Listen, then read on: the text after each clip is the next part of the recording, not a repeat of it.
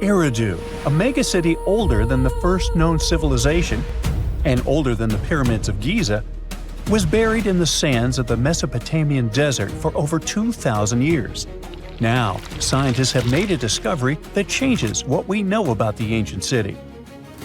They found over 4,000 canals around Eridu that brought water to more than 700 farms where people worked between the 6th and the early 1st millennium BCE. Now, Eridu was founded around 5400 BCE and was the city of the first kings and history's first city according to the Sumerian king list, an ancient text on a clay tablet.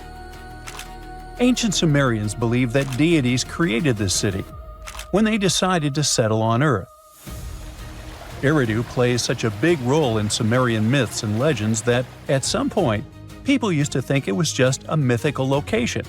The most famous Eridu myth says that the skies got angry because humans were too noisy, so they decided to send a great flood to wipe them out. A new study showed that the Euphrates River served as the source of water for the entire city.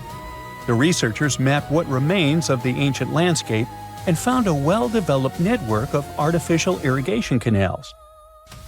They discovered 200 large main canals pulling water from the Euphrates, and those canals fed another 4,000 smaller canals. The team used everything from satellite images and drone footage to soil analysis, old records, and remote sizing tech to map out the area. The 700 farms that used the water from the system were different in size, from about 5,000 square feet to over 200,000 square feet. The main canals were a little over a half-mile long, and some stretched more than 5 miles. The smaller canals could be as short as 32 feet. Rivers in Mesopotamia were the main water sources for farming, so ancient farmers had to learn how to guide water from the river to their fields. It all started with simple methods, like digging small canals, but over generations, they learned how to build massive canals up to 62 miles long. The Euphrates itself helped the farmers. Water was moving thanks to gravity down its elevated riverbanks, and natural breaks in the banks let it spill onto the land. Researchers aren't sure when each canal was in use, and it's unlikely that all 4,200 canals were active at the same time during that long period. Now, Eridu used to be an important religious and trade center because of its strategic location on the Persian Gulf. Its economy mostly had to do with fishing, thanks to the Euphrates River. Researchers found fishing nets and weights and whole bales of dried fish at the site. And there were even models of reed boats, the earliest physical evidence we have for constructed boats anywhere. The city was thriving until people abandoned it around the year 600 BCE, and scientists still aren't sure why they did it. The local residents, plus the visiting pilgrims and merchants, had just exhausted all the resources of the land. They had to let it rest several times before abandoning the city for good. It happened when the Euphrates changed its course, and they lost their main source of water. Now, many centuries later, in 1854, a British official was on a mission to this area to check out a remote place that had a bunch of mounds called tells, which are piles of debris left behind by ancient human settlements. At first, Taylor wasn't impressed. He had been hoping to find something big, maybe statues, ancient writing, or ruins of palaces and temples. But with the brief time he had, all he found were things like walls, drains, stone platforms, and pieces of limestone columns decorated with tiny mosaic cones. But he didn't know that these boring mounds were hiding one of the oldest cities on Earth, Eridu. The people at the British Museum got interested in the finding, but the first full-scale excavations took place here only around a century later. The local Iraqi authorities got really interested in the excavations as they were hoping to find more about the earliest days of Mesopotamian history. So they focused on Mound 1, a massive tell as tall as an 8-story building. Soon they uncovered part of an unfinished step pyramid from the end of the 3rd millennium BCE. As they dug deeper, they found layers of human life going back in time. There were levels from the Uruk period, and even remains from a time before the Sumerians called proto-history. In those lower layers, they discovered multiple rebuilds of the Temple of Enki, the city's main deity. People rebuilt this temple again and again for over 2,000 years. Every time the temple collapsed, they built a new one right on top. Each new version of the temple was bigger and more impressive than the last. From the middle of the 4th millennium BCE, these temple buildings became massive, more advanced than anything else humans had built up to that point. The city in Eridu was also becoming more complex, with clear social classes. Eventually, they stopped rebuilding the temple and put up a step pyramid on top of the ruins. Even though Eridu faded, it likely stayed important as a religious site. Archaeologists found pottery from the 2nd and 1st centuries BCE during excavations, although there were no signs of houses. The Sumerians were an innovative civilization, as you can tell. By 1500 BCE, they invented the cedar plow, a tool that let farmers plow and plant seeds at the same time, using animals like oxen to pull it. This gear even came with instructions. Ooh. The Sumerian Farmer's Almanac gave farmers advice on how to grow more crops with proper tilling and irrigation. These smart farming tricks helped feed more people, which led to larger cities, an organized ruling system, and more focus on religion. And as their cities expanded, so did their work in writing, math, and spiritual life. 5,000 years ago, the Sumerians had already produced cuneiform, one of the first writing systems in history. So another recent find from the same part of the world proves that bureaucracy existed already 4,000 years ago. Archaeologists found ancient administrative tablets in another ancient Sumerian city. These clay tablets are the oldest solid proof we have of the world's first empire, the Akkadian Empire. The tablets were inside a state archive building made of mud bricks, which had different rooms that acted like offices. Now, before this discovery, archaeologists didn't really understand how the first known empire in the world, the Akkadian Empire, worked behind the scenes.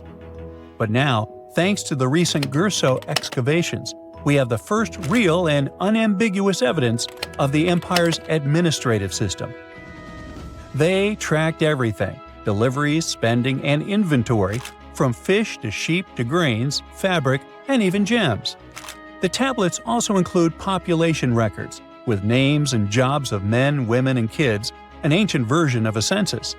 From these records, scientists found out that women played a key role in Akkadian society. Some women had powerful positions, like high priestesses. The tablets also show a wide range of jobs, from skilled workers like stonecutters to people with simpler roles like temple floor sweepers.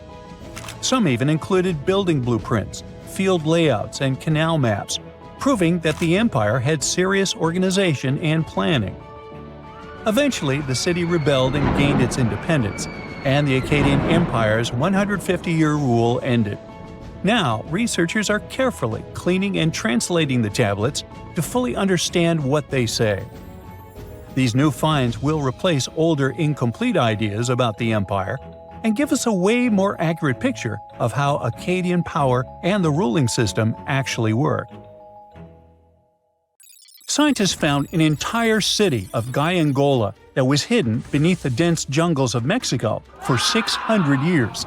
It covers 360 hectares, had over 1,000 buildings, 2.5 miles of defensive walls, a network of internal roads, and a well-planned urban layout with temples and ball courts, and separate neighborhoods for the elites and commoners.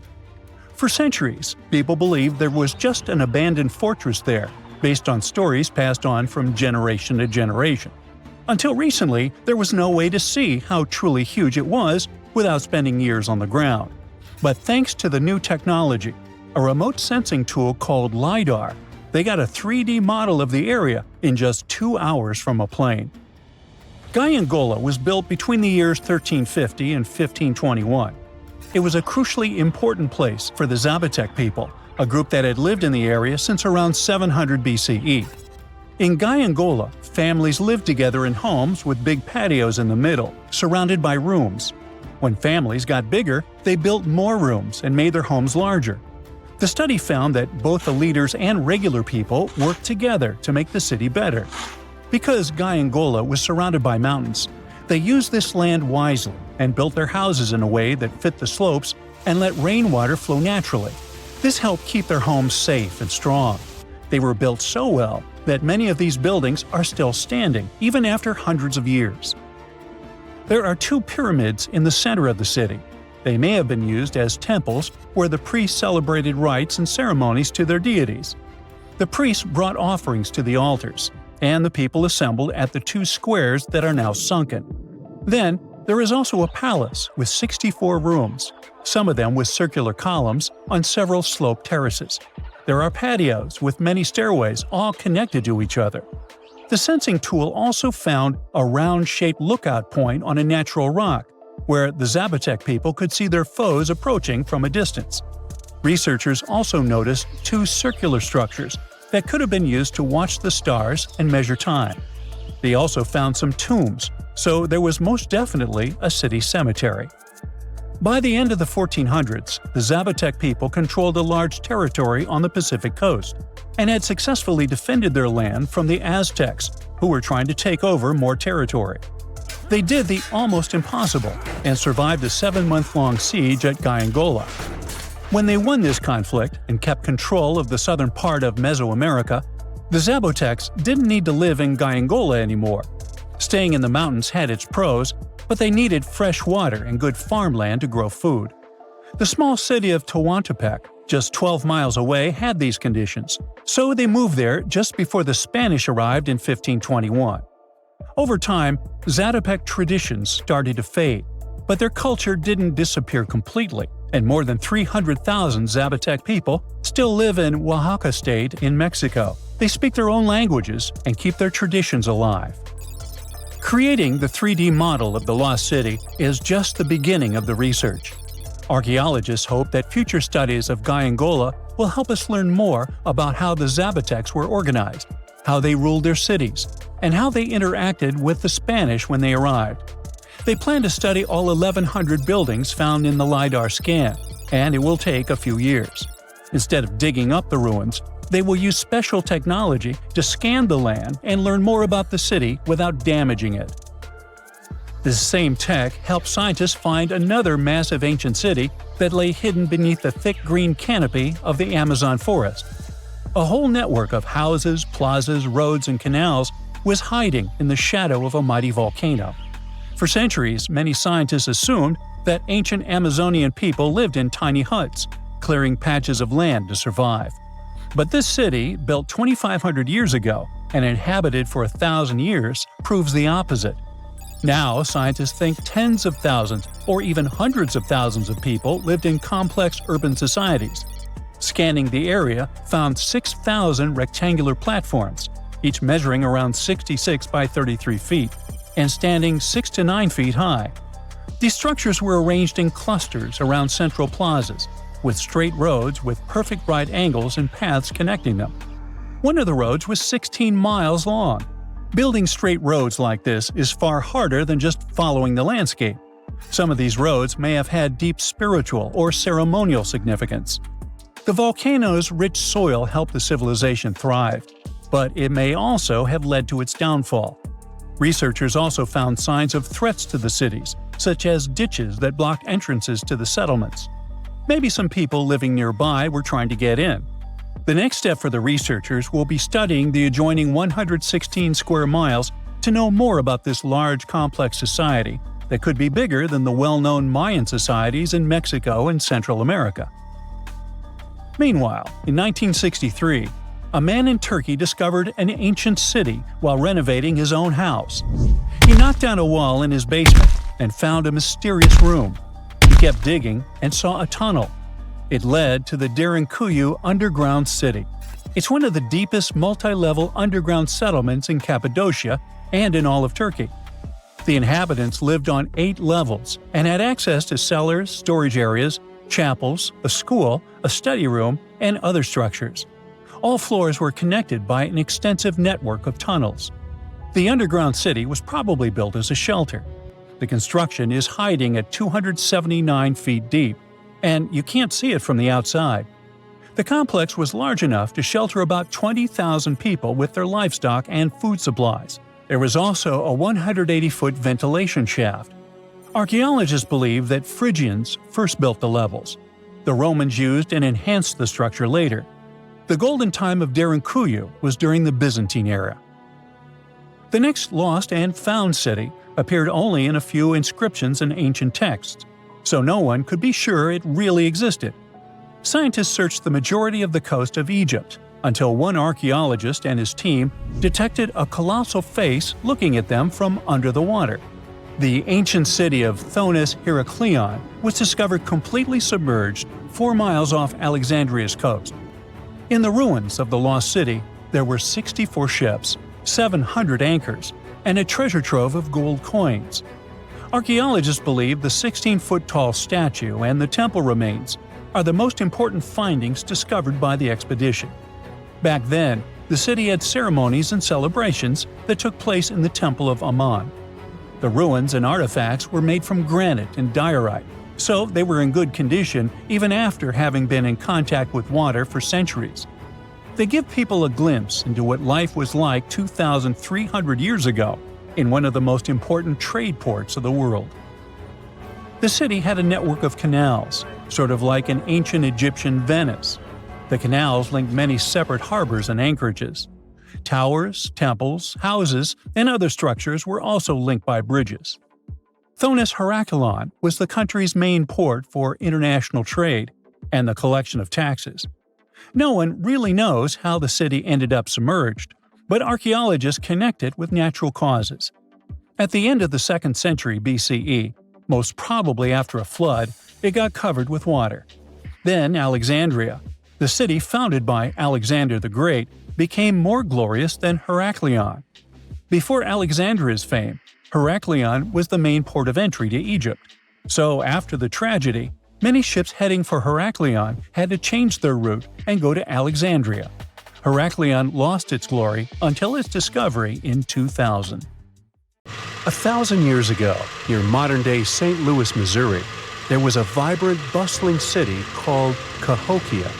It was a Native American city, the largest and most influential one in Mississippian culture. At its peak, around 1050 BCE, Cahokia was home to as many as 30,000 people, making it larger than Paris at the time. But what's interesting is that Cahokia didn't have any big marketplace. Usually trade was the backbone of any big city, yet this one stood out for archaeologists. That's because Cahokia wasn't about commerce. It was about culture, community, and parties. The people who lived there threw massive parties that would last for days. The city's grandest feature was its 50-acre plaza, surrounded by amazing earthen pyramids. This massive space could hold over 10,000 people.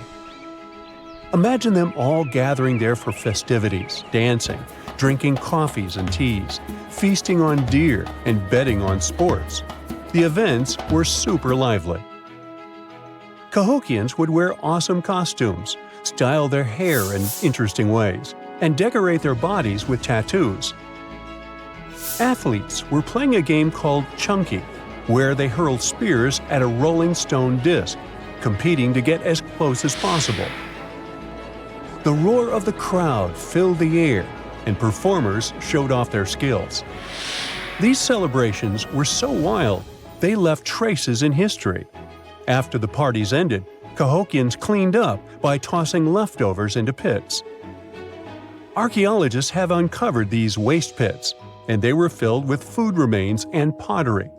One pit alone contained the remains of 2,000 deer, and that's from a single event.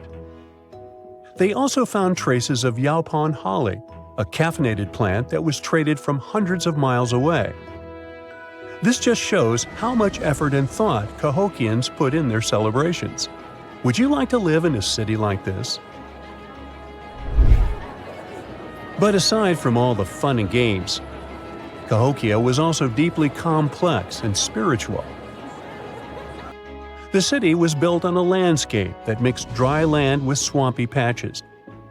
Many people believe that this symbolized the connection between the world of the living and the dead. The people of Cahokia saw their city as a bridge between these two realms.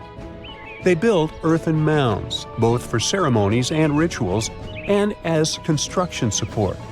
These mounds rose from the swampy areas. Meanwhile, people settled in the drier spots. Elevated pathways connected these neighborhoods, creating a physical link between life and death. Isn't it sad that some ancient metropolises that rival modern cities in scale just disappeared? Cahokia's story came to a quiet end around 1350 CE, when the city was abandoned, all due to changes in environments and weather, floods, and other problems.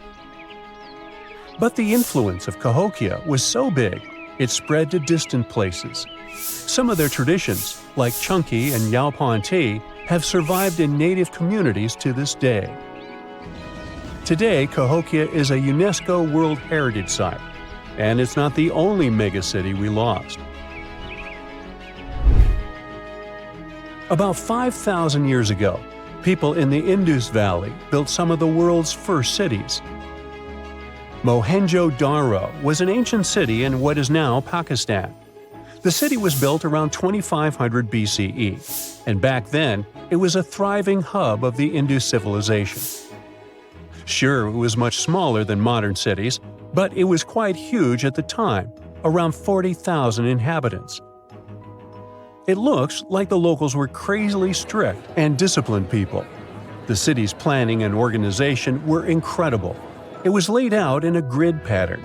Streets and important buildings aligned along the north-south axis, probably to match the movement of the sun and moon.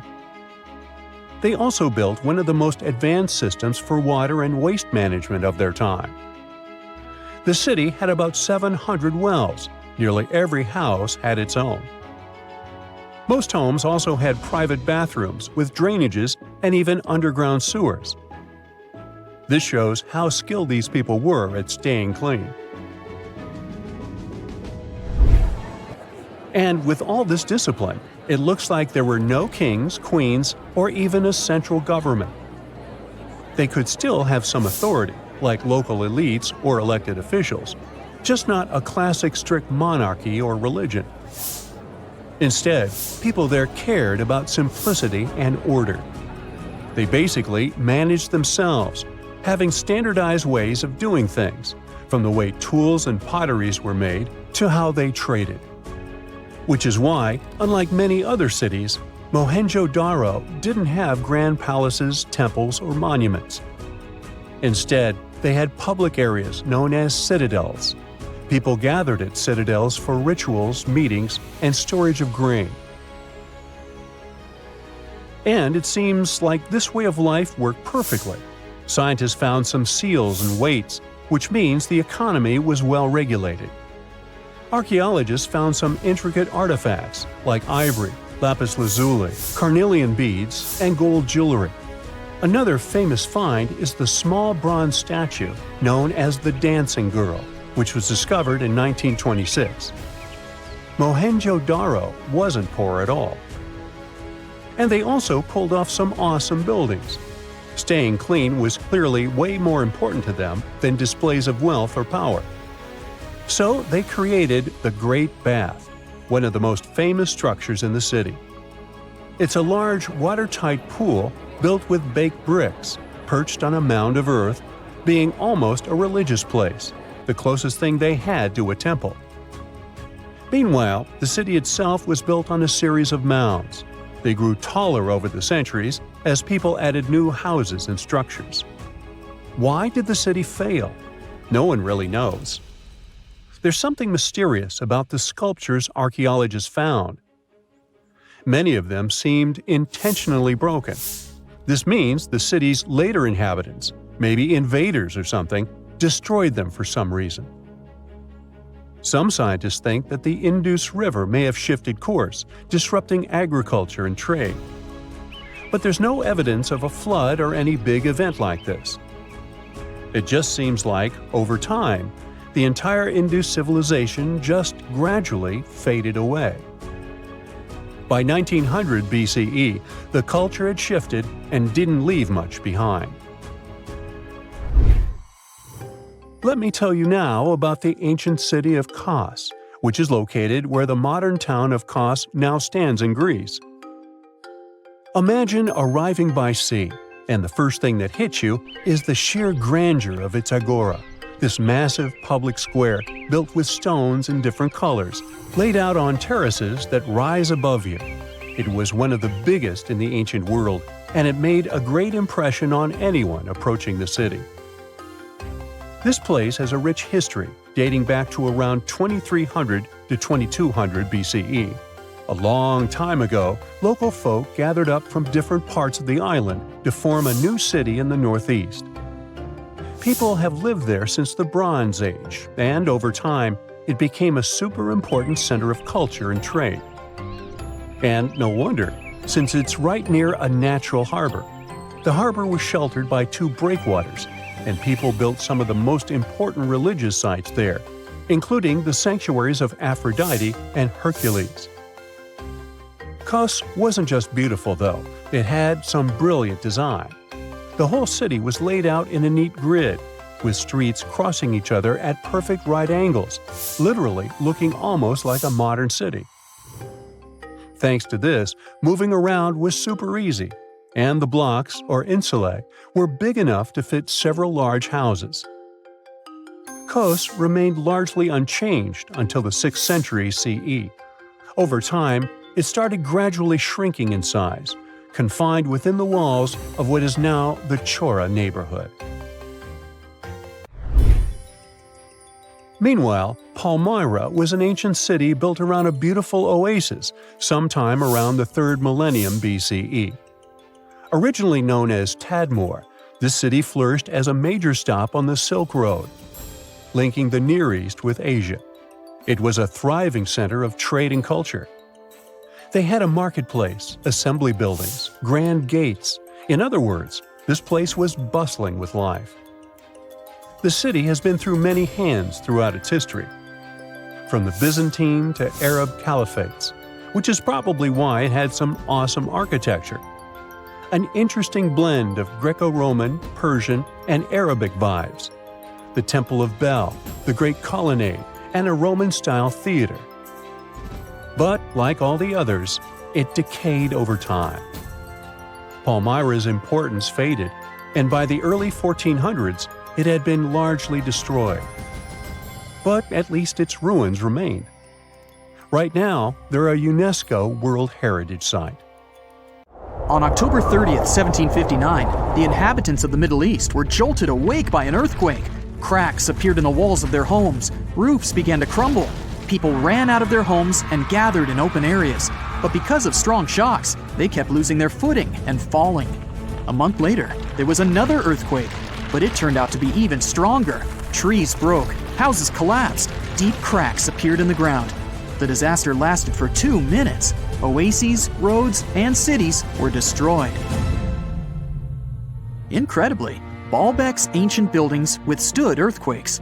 Some historians state that this majestic and mysterious place was built during the Roman Empire, but many researchers disagree. Whatever the truth is, the city is one of the main archaeological phenomena of humankind. The most amazing building of Baalbek is the Temple of Jupiter. The inhabitants of the Roman Empire believed that Jupiter held power over lightning and thunder. The building looked like a platform with 54 columns. A massive roof rested on these columns. Today, you can only see 6 70-foot-high columns. Each of them consists of 3 sections and resembles a pencil. The cores of these pencils were made of lead. This made the columns exceptionally strong. Each of these pieces of stone weighed an incredible 80 tons. That's the weight of 35 Ford Explorer SUVs. Look, this is the largest block in the Great Pyramid of Giza. But compared to the blocks from Baalbek, it doesn't even look that impressive. The foundation under the Temple of Jupiter was preserved. That's how specialists figured out it consisted of about 25 monolithic stones, weighing 450 tons each. It means that the blocks from Baalbek weigh almost 4 times more than the blocks from Egypt. There are 3 more enormous limestone blocks in the foundation. They weigh 800 tons each. This is more than twice the weight of a Boeing 747 plane. Ancient builders must have had a hard time carving such giants from a piece of stone. And after that, they also had to pull them to the construction site and lift them to a significant height. Repeating these logistics would probably turn out to be a nightmare for present-day builders.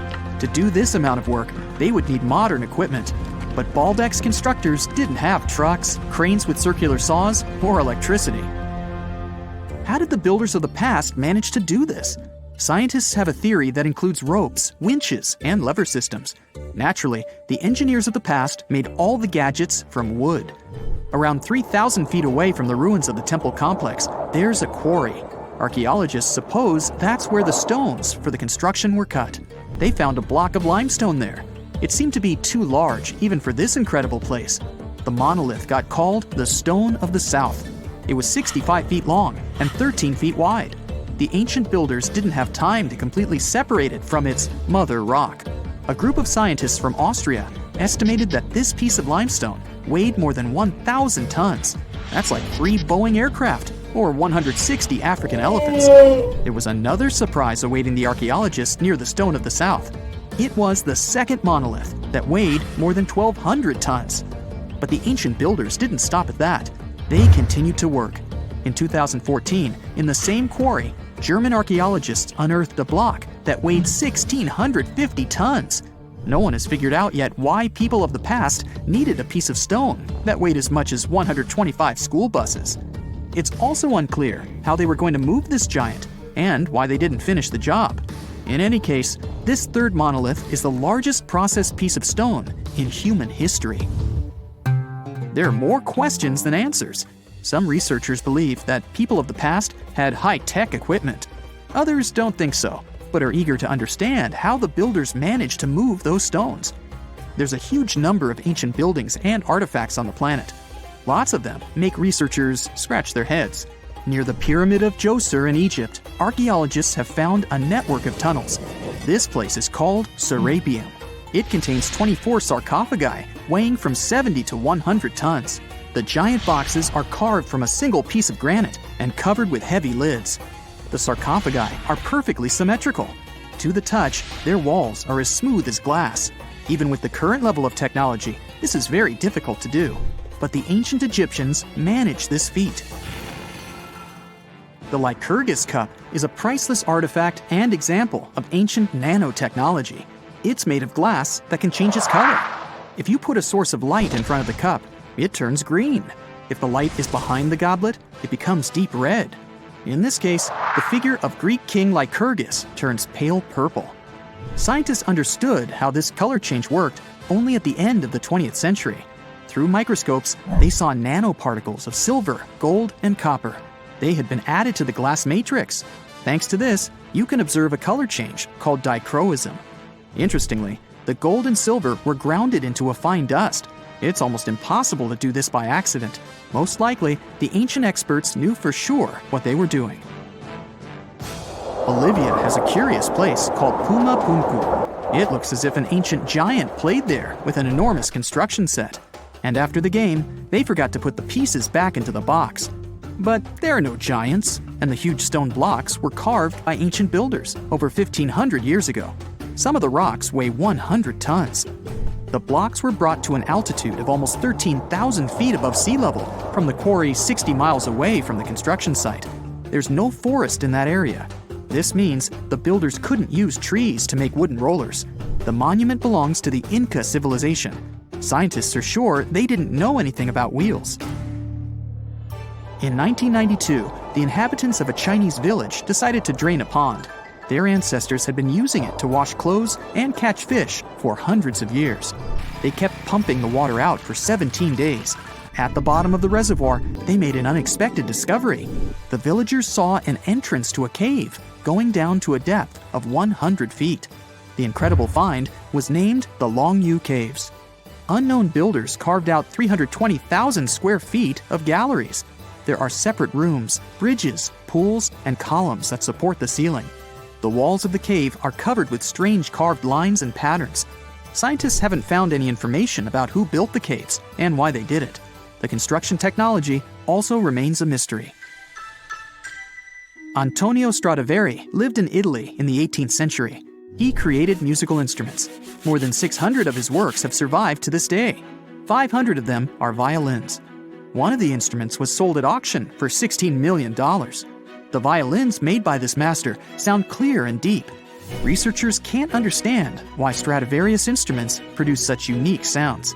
Perhaps it's all about the varnish the master used to cover the violins. The answer may also lie in the wood the instruments are made of. In those days, Europe had a cold climate. Because of this, the wood became denser, and the instruments made of it sounded especially pleasing to the ear. In the Indian city of Delhi, there's a 23-foot high pole. It weighs 6.5 tons and is made of 98% wrought iron. The 1,600-year-old pillar has no signs of rust or decay.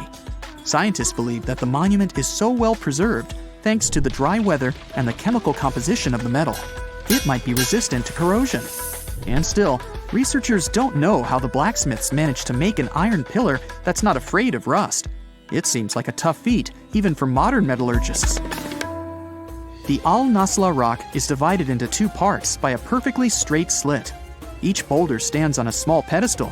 Some people believe this is the evidence of ancient laser technology. But geologists think the split happened due to the ground shifting or natural vibrations that occurred under the rock. This process led to the appearance of the crack.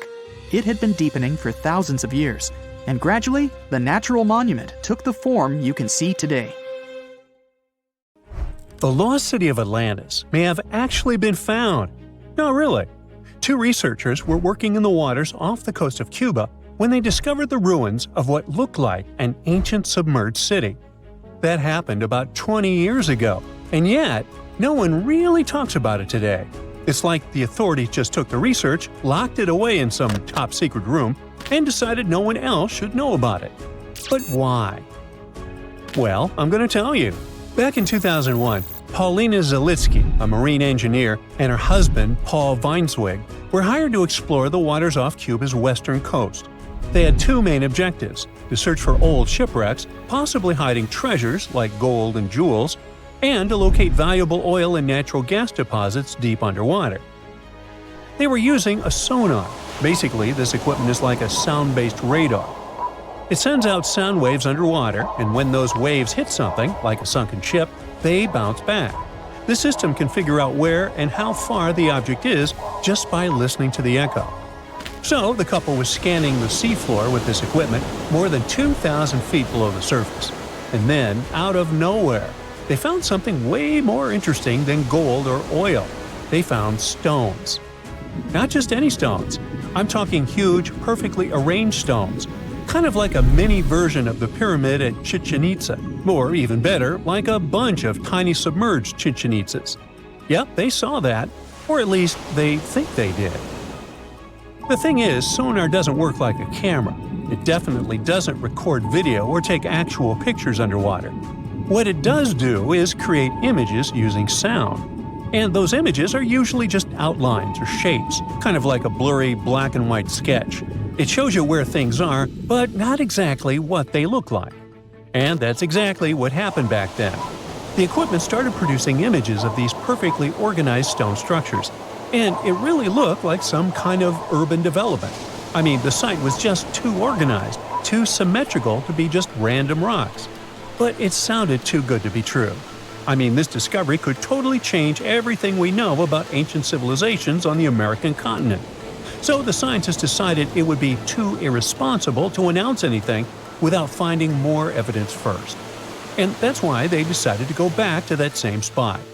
This time they sent down an underwater remotely operated vehicle to actually see what was going on beneath the sea. See?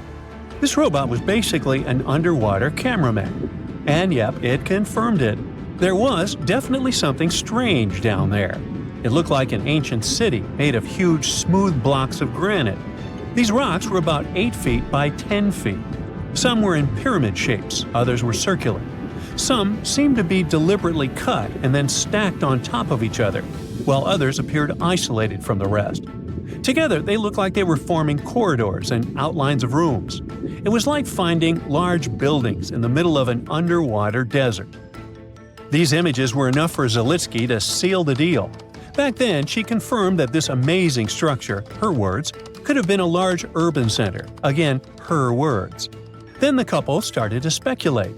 They said that these structures were probably built more than 6,000 years ago, which would make them older than the Great Pyramids of Egypt. It's even older than the famous Maya, the civilization that used to live in the Americas and is known for their ancient and advanced temples. The research also suggested that these structures might belong to a civilization that lived on the American continent thousands of years ago, and that we didn't even know about. This supposed civilization once thrived on a 100-mile land bridge connecting Cuba to Mexico's Yucatan Peninsula. But then, something catastrophic happened. According to their theory, the Earth's faults shifted beneath the surface, leading to a massive earthquake. Then, in the blink of an eye, the entire bridge was destroyed.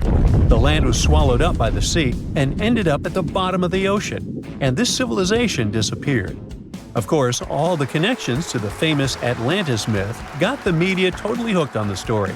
News websites ran headlines like "Lost City of the Caribbean Found" and "Atlantis Found in Cuba." So, could that really be Atlantis? I mean, did they finally find the remains of this supposedly super advanced and lost civilization? Well, it's hard to say. From the start, part of the scientific community wasn't buying into the story too much. First, there's the issue of the date. Saying that this civilization existed at this spot at least 6,000 years ago just wasn't very credible. Then, some European archaeologists argued that the stones they found using sonar might just be natural limestone, not perfectly sculpted granite. And third, it was too deep. Even with the whole theory of earth faults opening up and swallowing everything, it's still hard to explain how an entire city ended up so deep in the ocean.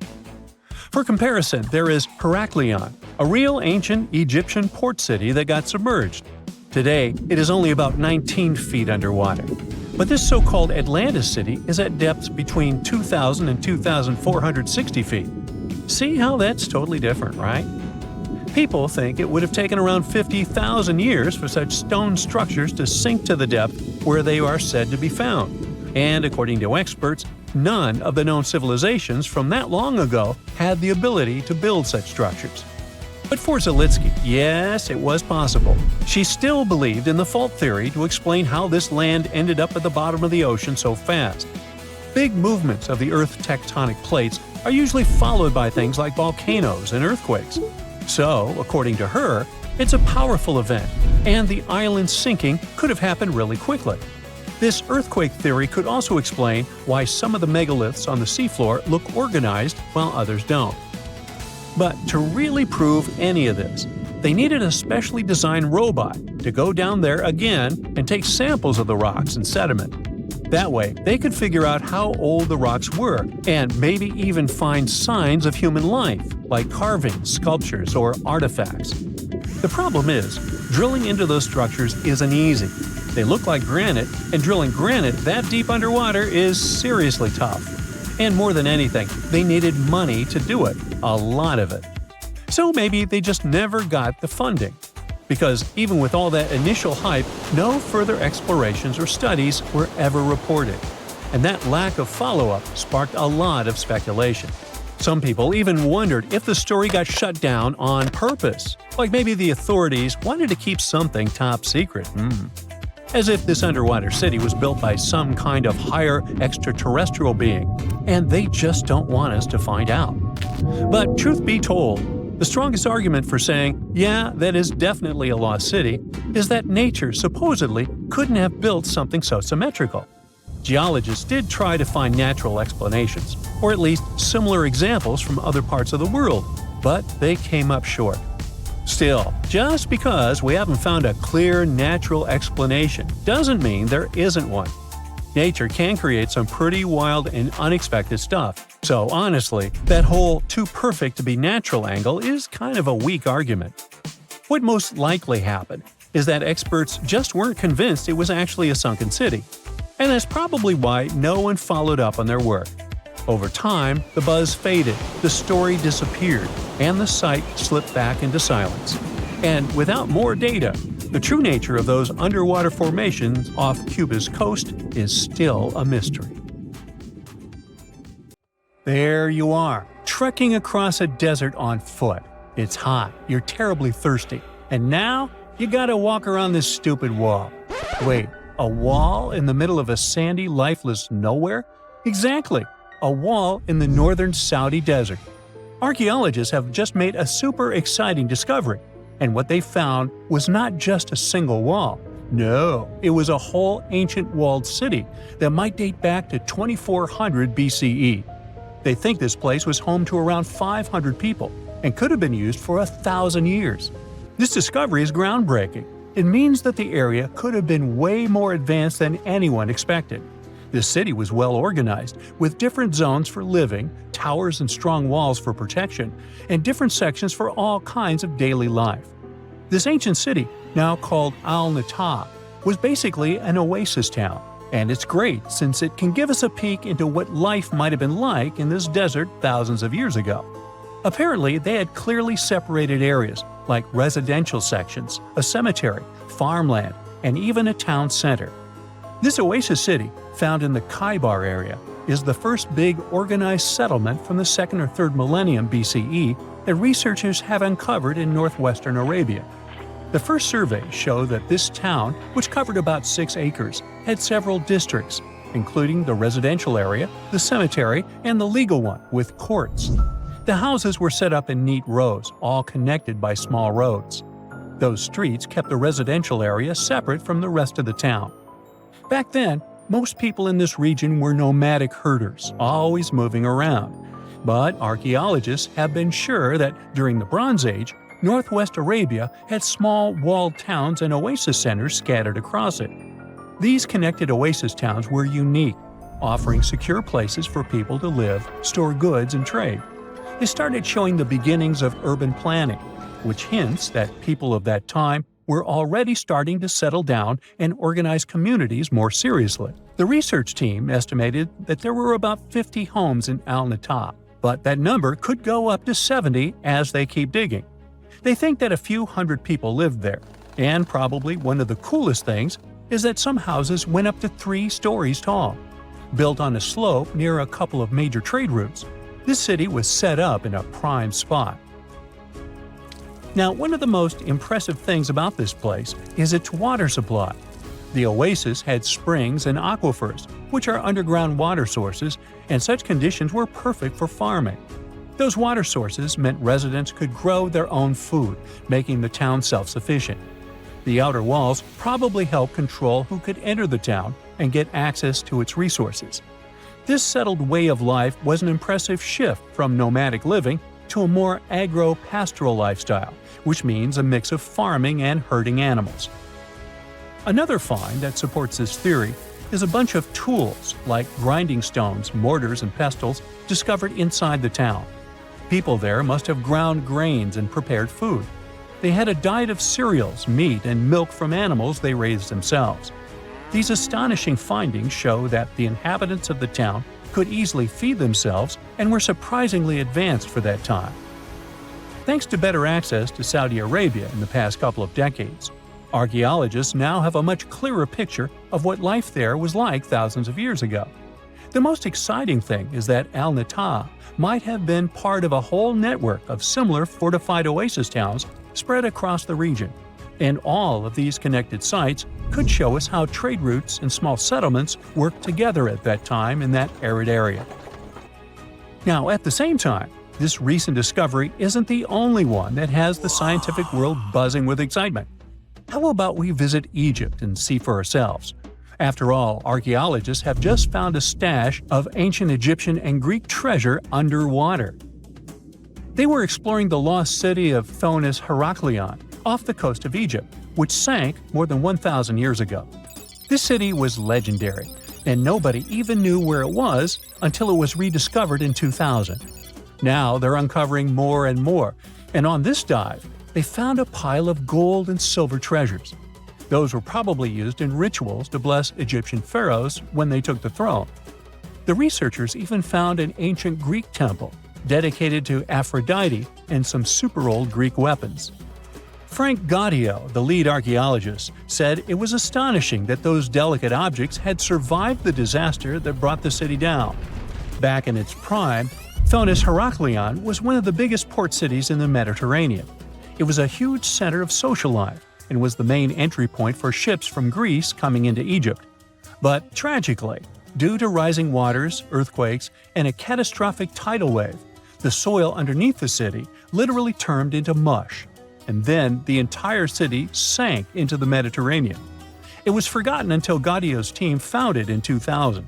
Since then, they've been uncovering new parts of the city and piecing together its history little by little. If a lost underwater city doesn't seem impressive enough, we can travel to the Amazon. The discovery made there is truly mind-boggling.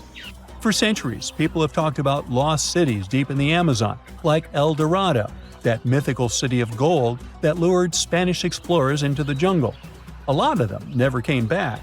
Then, in the 1900s, a British explorer named Percy Fawcett went searching for what he called the lost city of Z, and he too disappeared. But now, finally, scientists have actually found proof that those lost cities in the Amazon were real all along. A team of scientists use a tech called LiDAR, which basically allows you to see through thick jungle from above by bouncing light beams off the ground. They flew over the jungle in Bolivia in a helicopter about 650 feet up and mapped out those hidden ancient cities. What they found were ruins of a huge urban settlement built by the Kasarabi people who lived there from 500 to 1400 CE. And it wasn't just a couple of buildings here and there. No, the LiDAR maps revealed massive urban centers, pyramids, platforms, roads, canals, and causeways, all carefully laid out. Turns out the Amazon wasn't just an untouched jungle. It was once home to big, complex cities. A scientist from the German Archaeological Institute explained that Europeans had long ignored the possibility of ancient Amazonian cities, but the LiDAR maps showed they were wrong. The new maps have revealed 26 sites, including 11 that no one even knew existed.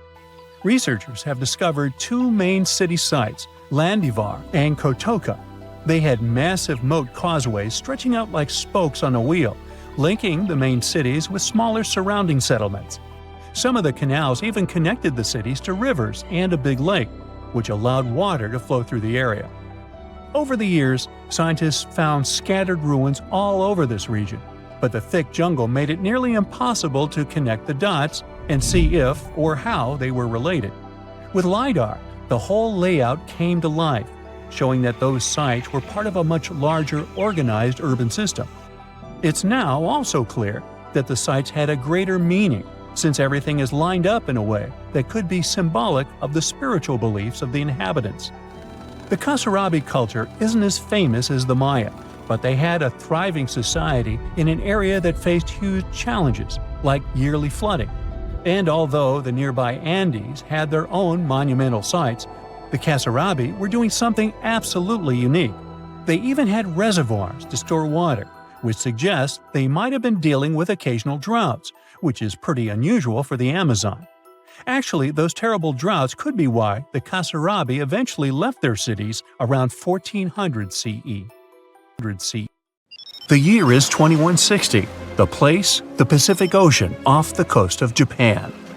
The ocean seems calm, at least the surface does. The ocean floor is cracking right now. Boom! The earth opens up, magma shoots out. The crack in the ocean floor triggers an earthquake, and a massive amount of energy shoots into the ocean. And now for gravity to get involved. It pulls the water down and makes it move faster and faster. It's a tsunami. A wave as high as a skyscraper plows toward Tokyo at 500 miles per hour. That's millions of tons of water. It would be awesome to take a picture of it, but there's no time to admire the power of nature. The tsunami's about to hit Tokyo Bay.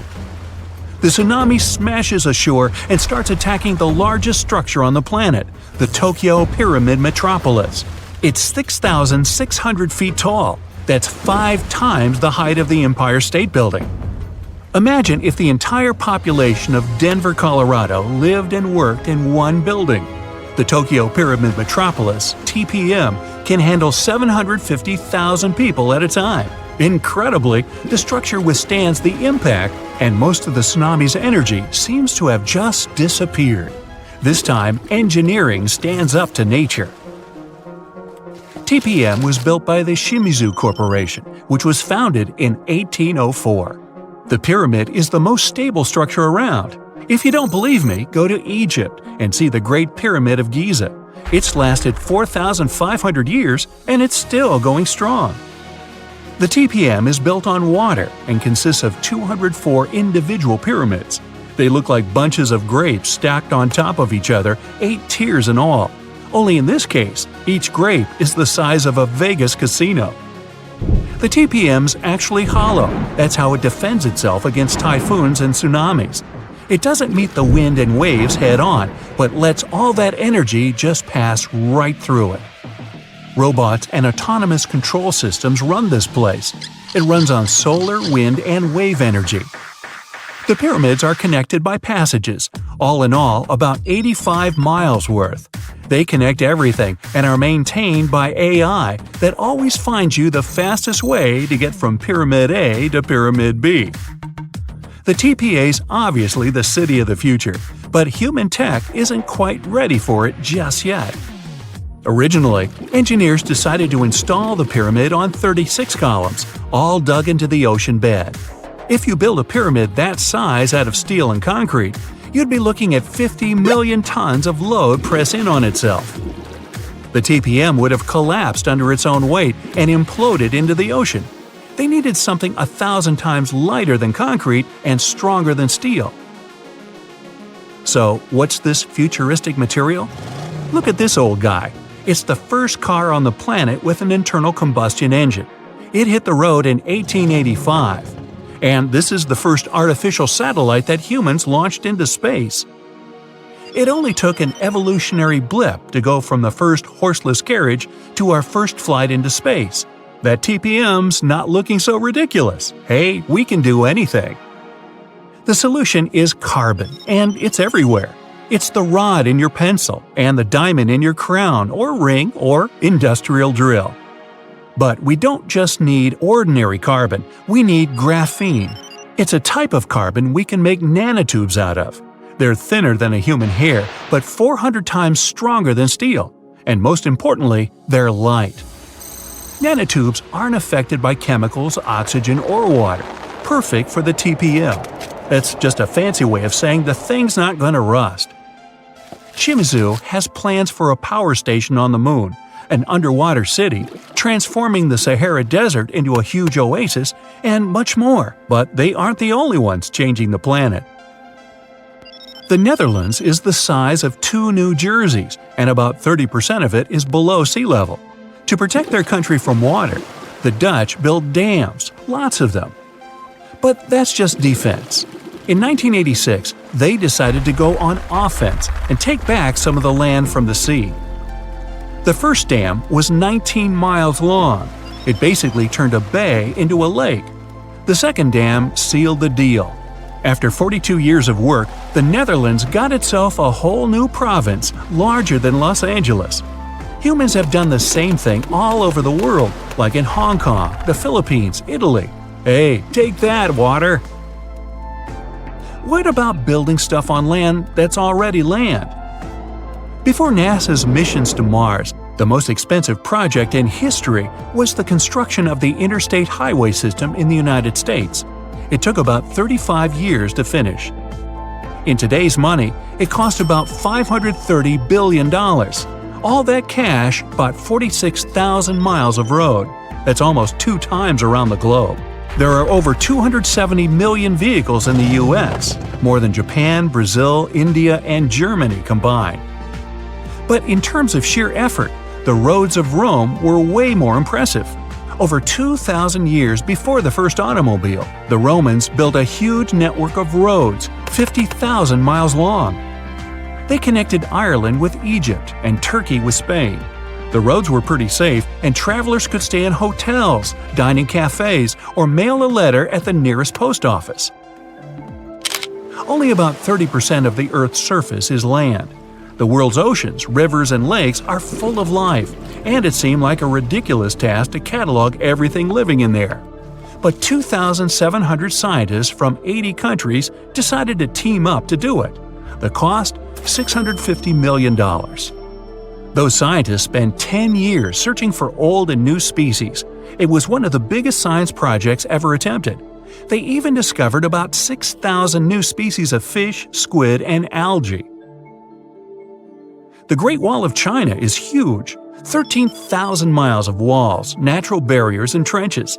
That's about 2 times the distance from Alaska to Australia. They built it over a period of 2,000 years, with no trucks, bulldozers, electricity, just raw people power. Modern China's not exactly dropping the ball. In 2 years, China used more concrete for construction than the US ever did. I mean ever. Roads, cities, airports, everything there is huge.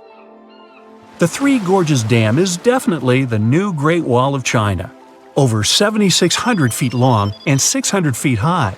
You're looking at 3 times more concrete and steel than the Hoover Dam. It's the largest concrete structure in the world and cost about $37 billion. More than 1 million people had to pack up and move to make way for it. Switzerland has the longest and deepest railway tunnel on the planet. Under the snowy Alps, builders dug 35 miles of tunnels. Every day, 200 freight and passenger trains pass through it. The amount of rock they took out to make the tunnel is about the same as 5 Great Pyramids. The whole thing cost about $12 billion. Egypt's one of the oldest nations on the planet, but now they're building one of the newest cities. It's going to be about the size of Singapore and filled with 6 million lucky people. There's going to be apartments, government buildings, entertainment, even an opera house. Oh, and a park that'll make Central Park look like someone's backyard. When it's finished, it'll be Egypt's new capital. So why bother? Well, by 2050, Cairo's going to have about 40 million people in it. Looks like they'll need more than one new city. The first flights to the moon cost about $280 billion in today's money. But SpaceX isn't letting price get in its way. The company plans to build a colony on Mars with a population of 1 million by 2050.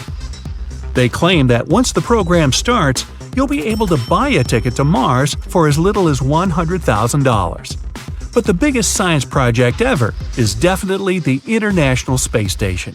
It weighs as much as 2 Boeing 747s and zooms through space at the speed of 17,500 miles per hour. That pencils out to be 5 miles per second. The station orbits the Earth 16 times per day, and it doesn't come cheap. Luckily, a whole bunch of countries share the bill, but it's definitely the most expensive room service anywhere in the galaxy.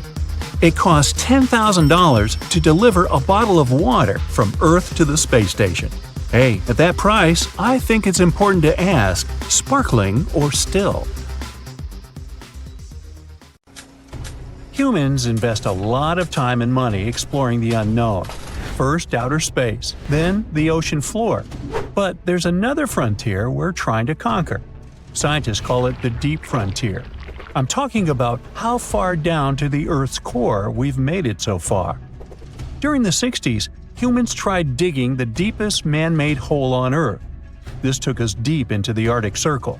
What later became known as the super deep borehole is also the deepest artificial point on Earth, reaching the depth of 40,230 feet. It took 20 years to drill this far into the Earth's crust, and researchers say this is only about 1/3 of the way through to the mantle. Here's a quick anatomy of our planet. If the Earth is like an onion, the crust is like the thick skin of this onion. This part is only 25 miles thick. Beyond this is the 1,800-mile deep mantle. And after that, right at the center of the Earth is the core, which is made up of 2 layers, inner and outer. Now, can you guess where on the planet the crust is at its thinnest? On the ocean floor. When American scientists understood that, they started drilling holes on the seabed. This gave way to Project Mohole. It began in 1961, but their technology to drill deep holes on the ocean was really bad. They had to improvise. They installed a system of propellers along the sides of their drill ship to keep it steady over the hole. The main challenge was to drill as vertically as possible. Otherwise, that deep hole would look more like a deep maze. Both the Kola Super Deep Borehole project and the Project Mohole came to an official stop in the years that followed. But hey, humans have built some pretty deep stuff underground. In 1963, a Turkish man took a swing with his sledgehammer to improve his basement and discovered a tunnel. That tunnel entrance led to more openings that connected a multitude of halls and chambers. He didn't know it, but he had discovered Derinkuyu. This once lost city was up to 18 stories tall and 200 feet deep. The city was large enough to host 20,000 people, and it was simply standing beneath Cappadocia in Turkey the whole time. Cappadocia hosts hundreds of subterranean dwellings. 40 of these underground cities are at least 2 stories high, but none of them are as huge as Derinkuyu. There's not a lot of historical accounts of how Derinkuyu was born. Some speculate that the oldest part of the complex was dug about 2000 BCE by the Hittites. The Hittites were an Indo-European civilization who formed one of the first major civilizations of the Bronze Age in West Asia. Scholars think they built this underground city to protect themselves from invasion. Others think it was actually the Christians who built the city in the 1st century CE. They speculate that it could have been constructed to protect people from the intense temperature variations, extreme heat in summer and freezing cold in winter. Geographically, the terrain under Cappadocia is great for building. The rocks are soft, which makes tunneling easier. For that same reason, opening large caves underground is fragile. That's why most chambers have pillars that support them. On the bright side, and we are, none of the floors at Derinkuyu have ever collapsed. The builders of Derinkuyu thought of everything. The city was shut off from the world by huge rocks that hid its entrance. It was ventilated by a total of more than 15,000 shafts, around 10 centimeters wide. This way, they guaranteed enough breathing air in the upper levels in a way that they ended up being used as the living and sleeping quarters. The lower levels of this impressive maze were mainly used for storage. But honestly, they had it all: a room for a wine press, for domestic animals, small religious buildings. They certainly didn't spare any efforts to make that underground city as complete as an above-ground one. Now, speaking of impressive underground stuff, Switzerland has the longest tunnel in the world, built here on the Swiss Alps. This absurdly huge tunnel was built over 8,000 feet below the surface. Check this out. This is what the Gotthard-based tunnel looks like. The first idea to build the tunnel was put forward as early as 1947, but construction only officially began in 1999. It took them years to approve the project and then scout for the perfect location. Even so, the 73 different rock types that compose Massif turned the construction into a real challenge. Some of the rocks were as hard as granite, and others were as soft as sandstone. This meant they needed different approaches and equipment so the whole thing wouldn't crumble down. Overall, they had to excavate about 28 million metric tons of rock to make way for the tunnel. There were many other challenges to build that far into the earth. The deeper into the mountain they got, the hotter the temperatures were. Since there's no natural ventilation, temperatures would get as high as 115 degrees Fahrenheit, making it really hard for workers to endure. The tunnel stretches for 35 miles from one end to the other. During the construction, workers had to use 4 massive tunnel boring machines, aka moles, to penetrate through the massif. Each of these moles was around 1,400 feet long. But that was one of the best things they could do, since these machines limit the disturbance to the surrounding ground and help to produce a smooth tunnel wall. You'd never guess that the world's deepest basement belongs to the Sydney Opera House in Australia. The building goes as deep underground as it grows above ground. But this basement isn't just the Opera House's foundation, it's a parking lot. This unique parking garage penetrates 120 feet underground, or 12 stories deep, while most car parks are only 4 or 5 stories deep. But that's not all that makes it unique. You see, if they decided to build a normal rectangular parking space, this would end up eliminating a bunch of possible parking spaces. And since they wanted to maximize the space they had available, they had to come up with some superb structure. First, they opened up a man-made cavern to make that dream possible. Then they had to come up with a design. That's what led to the donut-shaped cavern, or what engineers call a double helix. This design shocked the engineering community for its innovative approach. But hey, it worked! Today, there is space for over 1,000 cars down there, which seems about right for an opera house. Let's wow once again real quick. Some underground structures may take up to an hour to reach. Take this gold mine in South Africa that lies around 2.5 miles below the surface. Yeah, you may think, hey, it's just a couple of miles, why does it take an hour to get there? But the conditions are hard and it's not for the weak. But Milan Ladina, an Ecuadorian runner, even completed a half marathon there, despite temperatures reaching 104 degrees Fahrenheit, high humidity at 80%, and an atmospheric pressure of 1.4, comparable to what divers experience 5 meters under the sea. Yikes. So, you've probably heard of the mythical city of Atlantis. But did you know there's a real Atlantis of the sands? In 1992, a group of amateur researchers and archaeologists got curious about a lost city called Ubar, supposedly hidden in the deserts of Oman. According to legends and ancient texts, Ubar vanished because a deity got angry with the city's ruler. For centuries, no one could find it, and it became more myth than reality. That is, until a likely duo, a lawyer and a filmmaker, teamed up with NASA. They used a special radar system that could see through the thick desert sands and discovered ancient trade routes, compacted by the movement of thousands of camels. Ooh, imagine how that smelled. Anyway, this led them to the remains of Ubar, a bustling center for trading frankincense 5,000 years ago, a substance once as valuable as gold. This information was all they needed to get boots on the ground and start exploring the area. A group of over 40 volunteers removed 200 tons of sand from the site. They found something big, but it really didn't look like a city. Most Arabs in the past didn't live in traditional dwellings. They tended to live in open-sided tents that allowed the cooling breezes to pass through. But at the center of the tent city, there was a fortress that was the king's home. The fortress they found was ringed by 8 walls, each about 2 feet thick, 10 to 12 feet high, and about 60 feet long.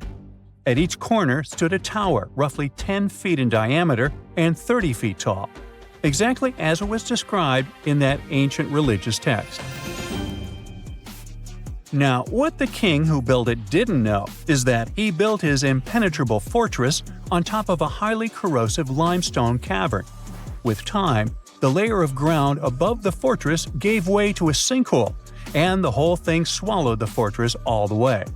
Sinkholes happen when underground water starts to erode the bedrock, making the soil very unstable and fragile. Having a city on top of that certainly doesn't help. The whole thing just went kaboom one fine day, and we only found out about it recently. Yow! Meanwhile, Santorini is known for its stunning views and romantic getaways. But it's also home to one of the most fascinating archaeological sites in the world, the ancient city of Atrotiri. Dating back over 6,000 or 7,000 years ago, Atrotiri was a Bronze Age hub. That is, until it was wiped out by a volcanic eruption. Everything changed for Atrotiri in the 16th century BCE, when a series of earthquakes hit the city. The city lay buried under volcanic ash, much like Pompeii. The exact date of the eruption is still debated, although there are some clues found in unusual tree ring patterns from years like 1597 and 1560 BCE.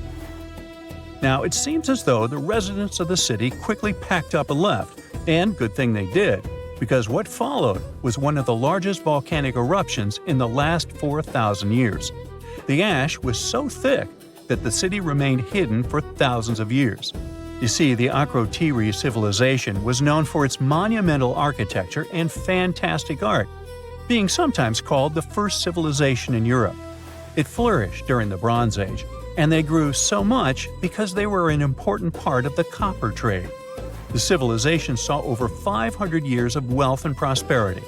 They expanded so much, their cities had extensive drainage systems, and their people produced high-quality pottery, according to what researchers found in later excavations.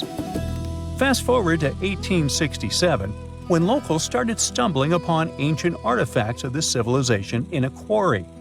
These findings first caught the attention of a French geologist who did the first digs.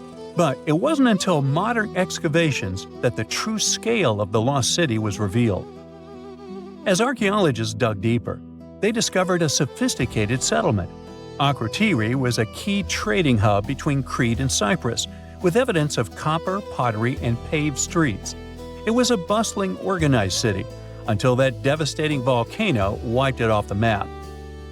What's left today are stunning remnants of their culture, like beautifully preserved frescoes. These paintings, created with mineral pigments, show scenes of daily life, flotilla of boats, blooming flowers, and birds in flight. Across the Atlantic, Peru is world-famous for the majestic ruins of Machu Picchu.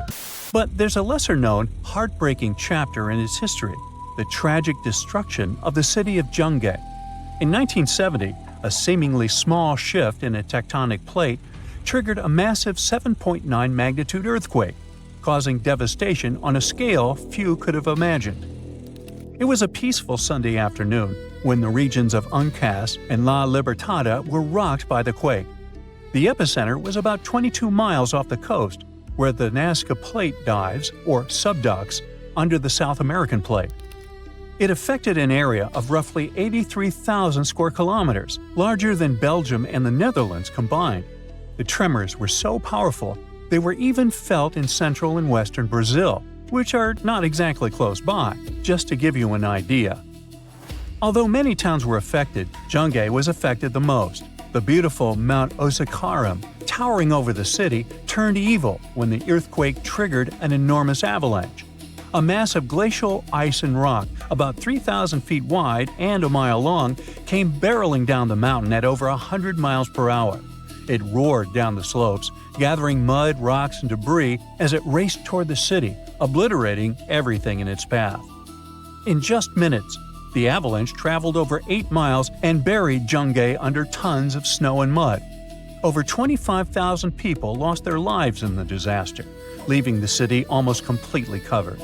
Peruvian officials have since declared the place a national mourning area, forbidding any excavations out of respect for those who perished. What's even more astonishing is that a few people managed to find refuge in a nearby resting place on a small hill. Some say that the town's fate had been foretold years before by a priest who warned about living in the shadow of such an unstable mountain. There's no way to confirm this, but it remains a part of local legend. Now, as strange as it may sound, this American city is sitting at the bottom of the man-made Lake Shasta, and how it got there is what matters most here. Once, the city of Gannett in California had 40 saloons, dozens of stores, a hotel, hospital, a school, and an opera house. Today, it rests as deep as 400 feet below the water surface. In the beginning, the city of Gannett was a mining community. The town started to spark attention in 1852, when it was announced that gold was found in the area. Gannett was also very close to the Southern Pacific Railroad, so it was a hotspot for businessmen, railroad workers, and the thousands of mining men that worked in the surrounding mines. At its peak, Gannett boasted a population of 10,000 people. Apparently, the city grew too big, too fast, and its economy couldn't handle it. In 1923, Gannett's largest mine closed permanently, and that was just the excuse the officials needed. Authorities wanted to build a dam in the nearby region, so in 1935, they started working on the Shasta Dam. When Shasta Lake began filling up with water in 1940, the old town's hotel and saloon still existed and were left standing. Today, all of its remaining structure sits in the deepest part of Shasta Lake. Now, here's the craziest part. During a recent California drought, some parts of the town that were taken by the lake's water started to reveal itself. After almost a century underwater, old bridges, train trestles, tunnels, and the town's foundations started to pop out of the lake's muddy depths. Egypt has ruled as the owner of the world's oldest pyramid, until now. A newly discovered structure in Indonesia may predate Egypt by thousands of years. If this is true, it rewrites history. The world's first pyramid was born during the last ice age, and it's now located in the middle of the jungle. At first glance, Gunung Padang does not exactly scream pyramid. It looks more like a big mound with scattered stones tossed all over it. But recent excavations have revealed that far beneath the surface, there are stone structures buried in multiple layers, deeper and much older than anyone expected. We're talking possibly 27,000 years old. This is serious if we're talking about humankind's history. Today, the oldest known ancient society with this kind of building knowledge is probably 11,000 years old and used to occupy the region of modern-day Turkey. We've talked about Göbekli Tepe in some of our previous videos. Gunung Padang has got the scientific community divided and raising big, life-changing questions. You see, the site of Gunung Padang has long been considered sacred by the locals. Many even call it the Mountain of Enlightenment, and still use the site to perform mystical ceremonies. Westerners had no clue this place existed until the late 1800s. That's when a Dutch explorer heard whispers about a strange mountain and went to see it for himself. Just 4 hours south of Jakarta, he found something wild. Stacked terraces connected by rough stone steps, massive flat stones covering the ground, and towering pillars everywhere. To him, it looked like an ancient ceremonial site, maybe even a burial ground. For almost 100 years, mainstream archaeologists simply ignored Gunung Padang. The story resurfaced when a group of farmers brought attention back to the mountain in 1979. By the 80s, researchers finally started digging and found pottery fragments dating back to somewhere between 45 BCE to 22 CE. But here's where this story gets interesting. Some studies suggest the deepest layers of Gunung Padang are between 16 to 27,000 years old. That means this pyramid could have been built during the last ice age. And if that's true, it's older than Egypt's famous pyramids, the ones we thought were the world's first. This whole theory comes from geologist Danny Hillman. His team used ground-penetrating radar, core drilling, and carbon dating to study Gunung Padang, and what they found was pretty wild. According to Hillman, this place is like a giant ancient layer cake, built in stages over thousands of years. The youngest layer is around 3,000 to 4,000 years old. That's roughly the age of the pyramids in Egypt. When you dig a little deeper, you find Unit 2, which was built between 7,500 and 8,000 years ago. But here's where things get truly mind-blowing. Hillman claims the deepest layer, Unit 3, could be as old as 27,000 years old.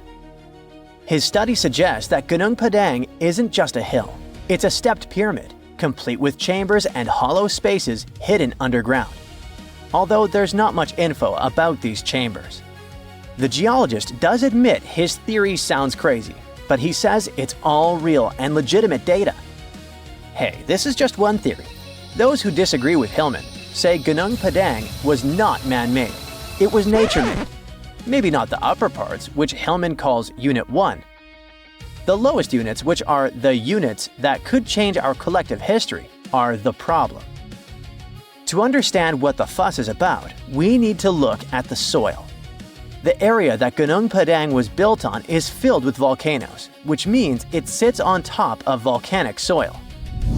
Hillman's team drilled into the mound and found something odd. Younger soil wedged between much older rock layers. To them, this was a clear sign that the stones were stacked, not naturally formed. After all, in nature, Younger soil doesn't just sink beneath ancient rock. That would be like discovering fresh ink beneath the pages of an ancient manuscript. You know, something doesn't add up unless someone put it there on purpose. However, skeptics such as volcanologist Soetkenel Brauntel argue that Gunung Padang is not a human-made pyramid, but rather the remains of an ancient volcano. He believes the mixed layers of young soil and old rock are the result of natural erosion and geological processes, not human construction.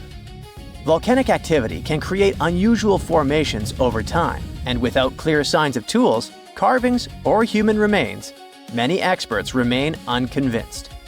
The mystery boils down to this paradox. Are we looking at the ruins of a lost civilization, or are we simply misinterpreting the work of nature? Most archaeologists say that to prove an ancient civilization existed, you first need signs of culture, art, tools, structures, something man-made. That's exactly why archaeologist Dibble, one of Hillman's biggest critics, isn't buying the pyramid theory. He argues that without solid proof of human activity, all we really know is that the soil in the mound is 27,000 years old, and that alone doesn't mean people were building pyramids back then. But here's the thing. The more we dig into ancient history, the more we find that our ancestors were capable of things we never imagined. The idea of advanced civilizations existing during the Ice Age seems far-fetched to many archaeologists. After all, who could have the technology and knowledge to build massive structures like pyramids in such a harsh environment? This is where some researchers, particularly Graham Hancock, come in. Hancock is known for his controversial theories that say that advanced civilizations may have existed during the Ice Age. The last Ice Age lasted from about 2.5 million years ago to roughly 11,700 years ago. During its peak, huge ice sheets covered large parts of North America, Europe, and Asia, making it a challenging time for human survival. Most archaeologists believe that humans during this period were mainly hunter-gatherers, moving from place to place in search of food and shelter. The idea that they had skills to build a massive pyramid-like structure is hard for many to accept.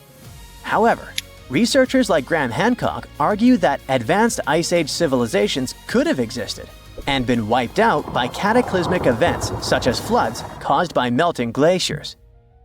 According to Hancock, these ancient cultures may have built monumental structures like pyramids. One of Hancock's most notable books, Fingerprints of the Gods, explores this theory in depth. He looks at evidence from ancient monuments, like Egypt's Great Pyramid of Giza and the megalithic structures in South America, and suggests that these could be the remnants of a forgotten civilization. Hancock's theories imply that knowledge and skills passed down from this ancient culture were eventually rediscovered and used by later civilizations, like the Egyptians and Mayans. If we apply this to Gunung Padang, the idea becomes even more fascinating. Could this ancient site in Indonesia be a remnant of a long-lost civilization that existed during the last Ice Age? We'll have to keep digging to figure this out. Either way, while scientists debate the origins of Gunung Padang, local myths offer a different explanation. One of the most famous local legends tells the story of King Siliwangi, a powerful ruler who wanted to build a grand palace in a single night. With supernatural strength, he began stacking enormous stones to create his masterpiece. But as the first light of dawn appeared, he realized he had failed to finish in time. Frustrated, he abandoned the project, leaving behind the massive rock formations that we see today. While this story isn't historical fact, it reflects how deeply Gunung Padang is embedded in the local culture. Even today, the site is considered a place of spiritual energy, attracting visitors who believe in its mystical power. Hindus from the island of Bali climb the mountain steps to conduct rituals related to the rising of the full moon. Followers of a variant of Indonesian martial art practice their discipline high on the mountain. As these sacred rituals continue, archaeology and geology keep trying to figure out if this really is the oldest man-made structure in the world. Archaeologists have been studying Petra in Jordan for 200 years, and in 2024, they found something they had never seen before. It's a tomb with at least 12 complete human skeletons and artifacts that are over 2,000 years old right in front of the treasury. Bronze, iron, and ceramic items were placed with the deceased, which shows how people honored their loved ones when they passed away. It's a rare chance for scientists to learn more about the Nabateans, an ancient group of Arabian nomads who built Petra. The objects found in the tomb under Petra's treasury are in amazing condition, but the skeletons became fragile because it's damp inside the tomb. They plan to study the remains and extract DNA to see if the people in the tomb were related. While some scientists are solving tomb mysteries, others have trained AI to find new ancient sites for them. They've created an algorithm that works with a special type of satellite imagery. This technique uses radio waves that can peek under things like sand, soil, and even ice to find hidden objects. AI will help search a huge desert on the Arabian Peninsula called the Empty Quarter for archaeological treasures. The lead scientists of the experiment trained the algorithm to recognize hidden locations using data from a site they had found before. The new tech can discover buried structures within 20 inches, which is very precise. Another groundbreaking tech, LiDAR, which means light detection and ranging, helped archaeologists reveal new hidden cities all around the world. LiDAR can see big structures beneath layers of vegetation and map even subtle changes in ancient landscapes. They use it to scan large areas from a small plane flying over places that aren't so easy to study from the ground, like dense jungle. In 2024 alone, they found new Maya settlements in southern Mexico, gardens, roads, and rivers in Ecuador's Amazon rainforest, ancient ruins on the Pacific island of Tonga, and the remains of 2 medieval cities along the Silk Road route in Uzbekistan. Maybe some smart technology can also explain what Marge Simpson is doing on Earth in an ancient Egyptian tomb from 3,000 years ago. The drawing, featuring a woman with yellow-colored skin, a blue crown, and a green outfit, is alarmingly like the famous cartoon character. If you don't see a resemblance here, I hope you'll at least enjoy an amazingly well-preserved necklace with amethyst and agate beads. It's from another recent find from Egypt, an ancient tomb with 11 sealed burials near Luxor. Archaeologists also found 2 copper mirrors, one with a lotus-shaped handle and the second with a unique design of the deity of the sky, women, fertility, and love in ancient Egypt. The hair of the figurine was originally made from almost 4,000 mud beads. Another awesome find from 2024 is an ancient Greek shrine with intact burials, a sarcophagus, and plenty of gold inside. They think it was built before the year 300 before the Common Era, and the marble lions, also found inside, were made from the same marble as the Parthenon in Athens. Greece is so full of ancient treasures that the city of Thessaloniki will house around 300,000 of those artifacts in their new subway system. Meanwhile, archaeologists in France have found a monument unlike any other, and they can't figure out what it was used for. It's direct proof that people used to live here between the Neolithic and the early Iron Age periods. The coolest part is a monument made of 3 unique shapes that fit together like puzzle pieces. Some gravel found in the monument could mean there used to be a wooden fence called a palisade. People who built it probably used it for protection or decoration. The team studied the layers of soil around the monument to learn more about its origins. The only tools found so far were sharp flint stones, not the cartoon characters, which were used during the Neolithic period. The next step will be radiocarbon dating to figure out exactly how old the site is. Now, the oldest saddle ever found so far was found in the grave of a woman near the edge of the Taklamakan Desert in northwest China. This saddle is the oldest ever discovered. It was crafted from pieces of leather that were sewn together and stuffed with straw and animal hair to make it soft. Now, normally, things made from natural materials like this don't last very long because they rot or fall apart. But the Taklamakan Desert is so dry that it helped preserve the artifact. The herdswoman who used the saddle was buried in her full riding attire, so this proves that not only men used saddles and took part in herding and traveling. Now let's shift to Guatemala, where an ornate jade mask made by the ancient Maya people was waiting for centuries to be discovered. Scientists use radiocarbon dating to figure out the age of the mask. They believe the mask may represent a Maya storm deity, a powerful figure in their mythology. These kinds of masks were often made to honor Maya royalty, and they were placed in the tombs of kings and queens when they were buried. The king's tomb was also decorated with carvings made using tools crafted from volcanic obsidian. After 15 years of searching, scientists may have finally figured out where the altar stone of Stonehenge comes from. They compared the tiny minerals inside the altar stone with rocks from many places in Wales and England and ruled out lots of spots. Then they found the perfect match with a place in Scotland, more than 466 miles away from Stonehenge. This area might even be Orkney, a group of islands in the far northeast of Scotland where a lot was going on during the Neolithic period. The big question now is how ancient people moved such a massive stone so far. The altar stone is over 16 feet long and weighs more than 6 tons. The new theory is that they might have used boats to carry it across the coastline and rivers. Once it was close to Stonehenge, they theoretically dragged it across the land using wooden sleds, ropes, and a lot of teamwork. Meanwhile, in the north of France, an ancient home popped to the surface during the construction of a new house. It turned out to be a luxury urban house for the elite from the 2nd century of the Common Era.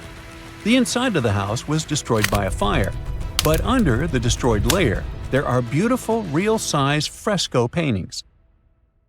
Turkish archaeologists unearthed the arm and foot bones of elephants that lived around 9 million years ago. They also found fossils of early horses, giraffes, and even saber-toothed cats.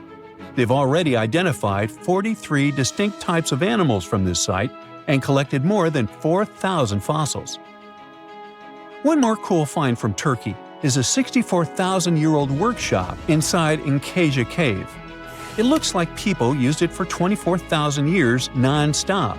There are some tools inside, like flakes and blades, which were made inside the workshop. In eastern Turkey, a farmer accidentally found a 1,000-square-foot mosaic from the late Roman or early Byzantine period just beneath the dirt. Experts say it's a one-of-a-kind thing from this region, and is still in one piece after all this time. The pattern shows dozens of trees, plants, and animals that were found in ancient Turkey. There could be more treasures in the area, so they plan to keep digging. Our final stop will be in Sicily, where archaeologists uncovered a huge ancient thermal complex. Inside, they found 2 rooms with floors covered in colorful mosaic designs, along with a large courtyard surrounded by arched wings. As they kept digging, they discovered more parts of the ancient city. They found new roads and the remains of a huge complex, along with stretches of old stone walls that were part of the city's fortifications. These discoveries are helping scientists imagine what the city might have looked like during ancient times. No one knows for sure whether the bathhouse was built by the Greeks or the Romans, since both civilizations lived in Sicily long ago. You are lost deep within the jungle in the Yucatan Peninsula in Mexico. There are strange noises all around you, and to make it worse, the sun is setting. Soon, you'll be alone in the middle of an unknown rainforest. Guess it was a pretty bad idea to come looking for El Dorado on your own, wasn't it? You keep walking as fast as you can, when suddenly, wait! What's this you're seeing? It looks like large stairways made out of stone. This definitely doesn't look natural, so you take a picture. Maybe you didn't strike gold, but you might have just found something relevant. Congratulations! You found Akhumtun, a long-lost Mayan city, hidden 37 miles into the jungle. The name literally translates to stone column. Stone was probably in at the time, so these guys used a lot of it to build their pyramids, houses, and even ball courts. If you ever thought that Europeans invented ball games, think twice. Mayans love to play ball games for recreational purposes. Akhumtun is part of a series of other long-lost Mayan cities that are being discovered with the help of new technology nowadays. We'll talk more about the other ones in a jiffy. Perhaps the biggest surprise of this one is that it was surrounded by wetlands, which is why the city was built on high ground. The city was monumental, covering an area of over 120 acres. That would be as big as 90 football fields right next to each other. Scientists have found proof that Akhenaten had pyramids of up to 49 feet high, and that it was likely an important social hub between 250 and 1000 CE. This is definitely a game changer. But lost Mayan cities began to be unearthed in the 19th century. Modern technologies, such as LiDAR imaging, help archaeologists see through dense canopies of the forests. This means that people don't really have to risk getting lost in the tropical jungle like you did at the beginning of this video. LiDAR works sort of like an X-ray. It sends out laser beams that can detect any signs of ruins or ancient constructions. According to space archaeologist Sarah Parchak, satellite imagery has been a key player in discovering ancient cities in South America, Egypt, and other places. Sarah herself spends most of her days scouring images for any signs of where there could have been cities long ago. She says that more often than not, what happens is that ruins are covered by vegetation, soil, or sand, which makes them super tricky to find. But thanks to these awesome tools, scientists also made the huge discovery of ancient Mayan causeways, which spread throughout old Mayan territories. I mean, take a look at these roadways. You'd expect to see ruins like this in places such as Portugal, England, or the United States. I'm talking about 130 feet wide roads painted white to help travelers journey through the nighttime. Scientists recently unearthed a 110-mile network of roads such as these, and they think this dates back to before the first registered Mayan highways we've known so far. These roadways, which sometimes ran over the swampy ground and were even elevated at times, are being called the world's first superhighways. Even if there is no registry of animal-powered vehicles, it's believed that the Maya used them to travel around a network of possible 964 settlements. They were built like a huge spiderweb, and from what archaeologists have gathered, this huge system of roads worked to connect a big system of economic and social interactions between Mayan cities. This completely debunks the traditional idea that the Mayan pre-classic period, which dates back to 2000 BCE, was made of small, tribal settlements. Imagine the manpower and engineering ability you need to muster to build something close to these white highways. Scientists believe that these causeways were built pretty much the same way as the Mayans built their pyramids, with a mixture of mud and quarry stone. Oh, and using several layers of limestone to make them white. That's pretty cool, right? But let's take a few steps back for a moment to get some context. The Mayans were one of the biggest pre-Columbian civilizations living in the Americas. Until now, experts believe that at its apex, the Mayan civilization consisted of over 40 cities, with a population of millions of people. That's a lot of folks. Their civilization spanned Mexico's Yucatan Peninsula, Guatemala, and Belize. And they survived mainly on agriculture. The thing is, the Yucatan Peninsula was an extremely difficult place to grow crops. So the Mayans had to develop a complex irrigation system in most of their cities. They built a series of ceremonial buildings, pyramids, and plazas. The Mayans might have been keen pyramid builders, but they also developed an advanced astronomical system. With whatever ancient technology they had, they were able to predict the exact location of planets such as Venus and Mars, as well as the exact dates of eclipses. If you've ever seen examples of ancient Mayan cities, this is Tikal. Located at the heart of the Guatemalan jungle, Tikal is believed to have been the capital of the ancient Mayan conquest state. At its height, it was comparable in importance to cities such as London or New York in today's world. It's composed of a series of complex monuments. The North Acropolis is one of Tikal's most ancient complexes of monuments.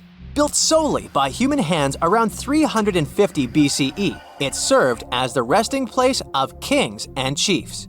Its monuments are up to 200 feet high. Back in the day, the step pyramid temples were painted a beautiful red. Mayans loved that color. Today, of course, you'll only see the limestone. Then there's Chichen Itza. It's got one of the best preserved pyramids on Earth to date. Located in Mexico's Yucatan state, this Mayan city is well over 1,500 years old. At its peak, it was home to 35,000 people. The site covers 4 square miles of land.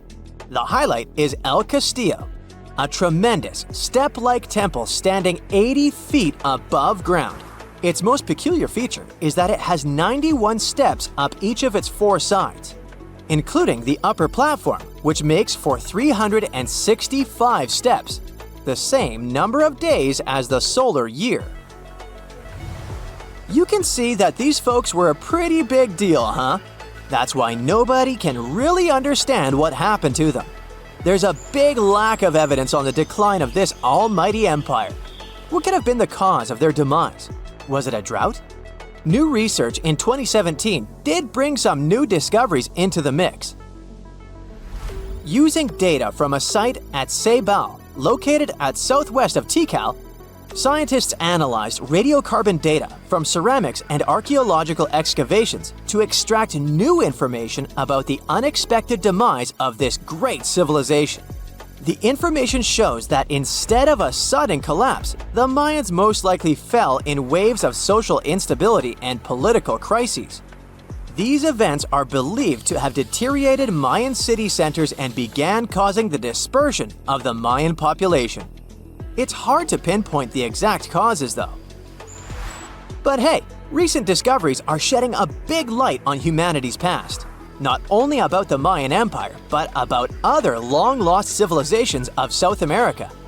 A major recent discovery in Brazil was done using satellite imaging technology and is also shocking scientists. Some images from near the Xingu River, also in the Amazon, suggest that cities of millions of people might have existed inside the jungle, way before our modern civilization ever existed. I mean, if this doesn't shock you, I don't know what will. Satellite imagery also detected a network of trenches dating back to 200 and 1200 CE in the Bolivian Amazon forest. These proofs suggest settlements that could have supported around 60,000 people right in the middle of the Amazon forest. When researchers from the University of Florida went on ground to check the satellite information, they were shocked to find several mounds that were accompanied by ditches and geoglyphs. Archaeologists also found remnants of carefully designed walls centered around plazas, much like the type of construction done by the ancient Mayans. Scientists have discovered a never-before-seen pyramid immersed in the sands of Judea.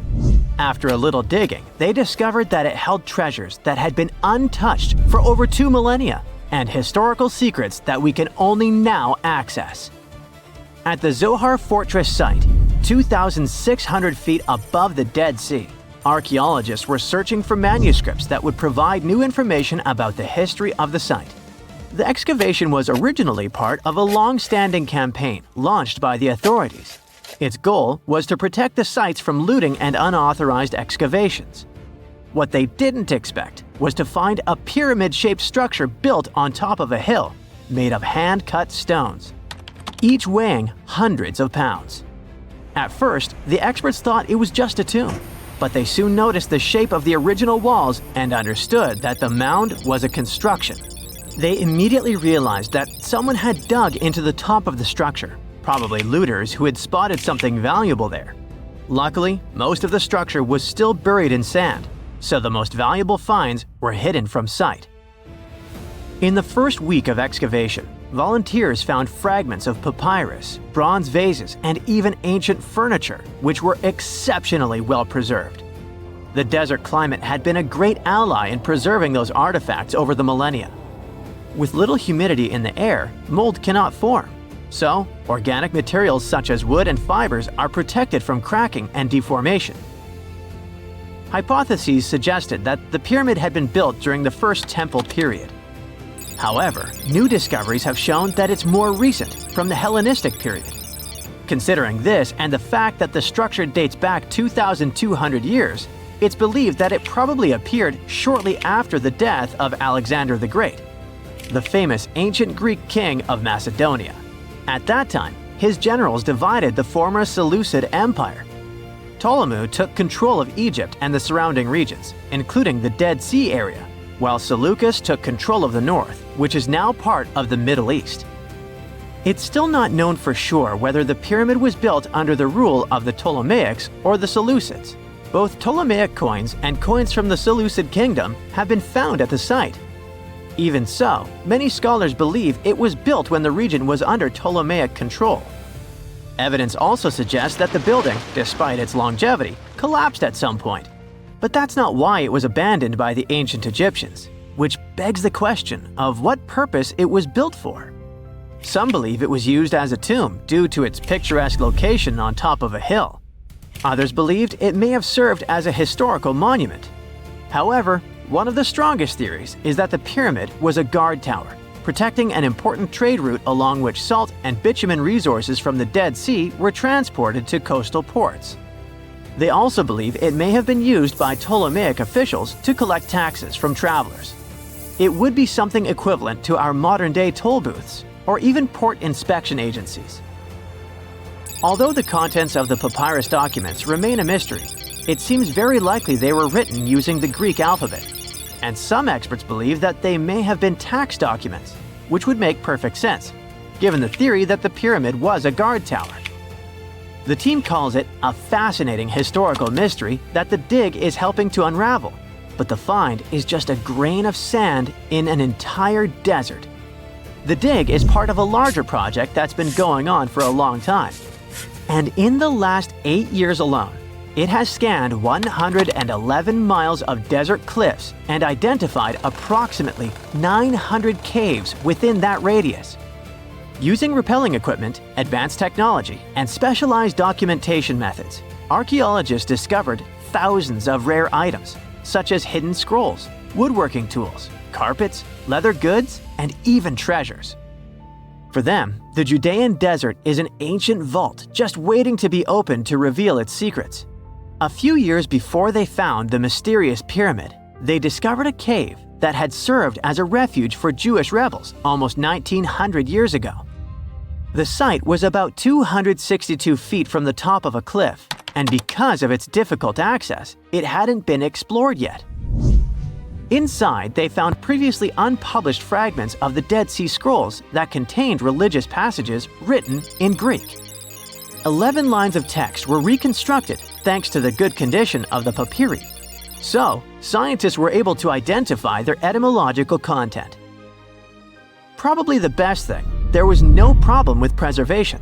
Thanks to the dry and hot conditions of the desert, the artifacts were in impeccable condition. And there were other historical treasures there. The teams found rare coins, a partially mummified skeleton over 6,000 years old, with skin, tendons, and even strands of hair.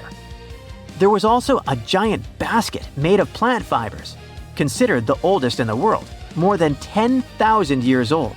With a capacity of up to 26 gallons, it was made about 1,000 years before the invention of ceramics. Speaking of historical treasures, there's another one that has caught the attention of the scientific community. A small piece of fabric that is around 3,800 years old.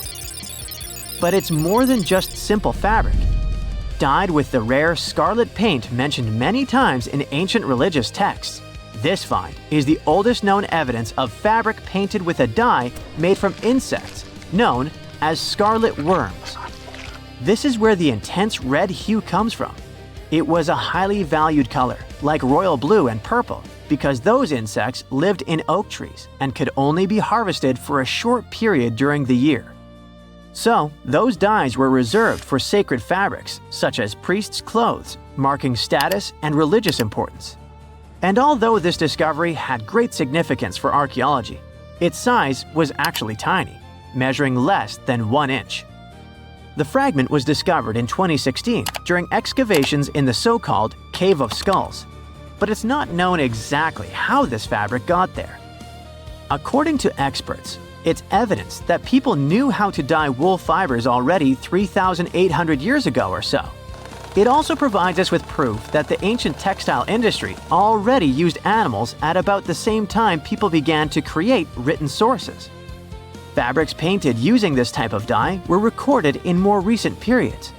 But what makes this piece really special is the fact that it is much older than any other. Another important discovery was made in 1980, when scientists found a seed that was over 1,000 years old, which turned into a mysterious tree named Sheba.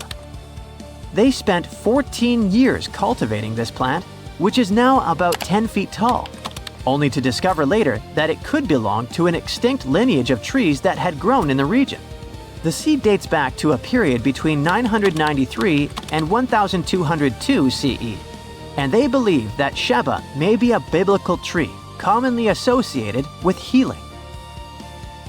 Although it's not been possible to identify the exact species, since the tree hasn't flowered, we know that it belongs to the genus Commiphora, which is related to famous African plants, such as the myrrh tree. But time has revealed something even more special. Its leaves and resins are rich in compounds that have medicinal, antioxidant, and even skin-soothing properties. This means that the tree may represent a forgotten lineage whose resin had medicinal value and was mentioned in ancient texts. This brings to light how ancient people dealt with botanical medicine.